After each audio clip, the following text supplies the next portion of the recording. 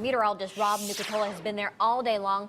Rob, you were actually saying you were talking to some of the locals, and they have actually done a pretty good job of preparing, at least the people you talked to.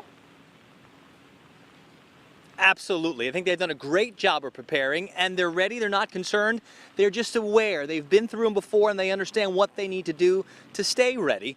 We've been pretty lucky in the couple hours that we've been here, the 3, 4, 5 hours that we've been here, because we haven't had heavy rain. We drove through a bunch to get here. I suspect I'm going to drive through a bunch going back to Tallahassee tonight. But right now, we're getting one of our heavier downpours. The last 15 minutes, it's been pretty solid and pretty steady rain. We've moved our location a little bit. We came here earlier when we first got here, about 3 o'clock this afternoon, right? And we saw all this water all the way up to the road from way down there on the water. Now, this was 30 or 40 yards of water in people's backyards, up past a restaurant, up past a nice little shop over there.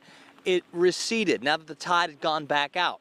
There is still another high tide that's going to happen in the overnight period. We still do have some rain to deal with, and we still do have a little wind to deal with. I wouldn't be surprised if we did see another little surge, but hopefully not as much as what we saw earlier when the water got all the way out to the road or across the road in spots, and it was pretty significant when we got here during high tide.